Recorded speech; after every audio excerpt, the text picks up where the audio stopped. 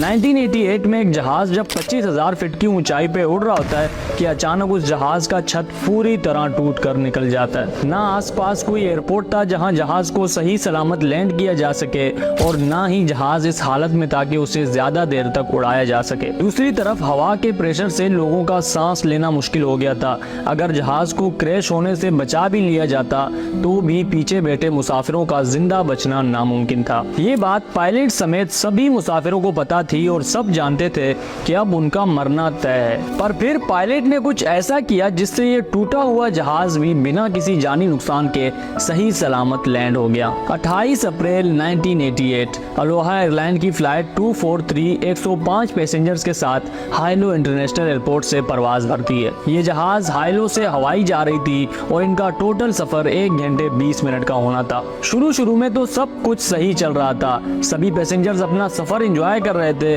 और जहाज भी 25,000 फीट की ऊंचाई पर पहुंच गया था। आधे घंटे के सफर के बाद जहाज के अगले हिस्से के छत से एक अजीब आवाज आने लगी।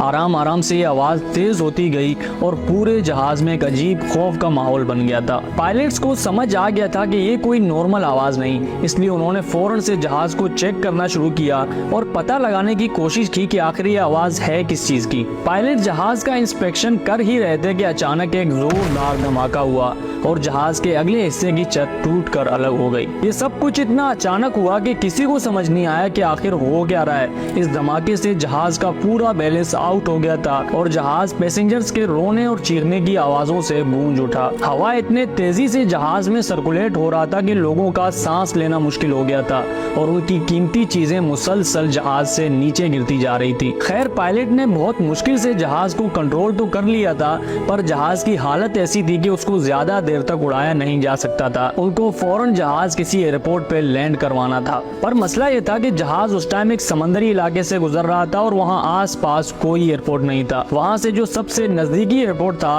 वो भी 20 मिनट के फासले पे था और पायलट्स के लिए जहाज को वहाँ तक ले जाना एक बहुत बड़ा रिस्क था। पर पायलट्स के पास और कोई ऑप्शन नहीं था, या तो वो हार मानकर जहाज को क्रैश होने देते या फिर जहाज को काहू एयरपोर्ट तक ले जाते जो कि 20 मिनट के फासले पे था। पायलट्स ने जहाज का रुख काहू एयरपोर्ट की तरफ मोड़ लिया और काहू एयरपोर्ट के स्टाफ को भी एक इमरजेंसी लैंडिंग का सिग्नल भेज दिया। जहाज ने 10 मिनट का सफर किया और अब वो काहू एयरपोर्ट के काफी करीब पहुंच गए थे।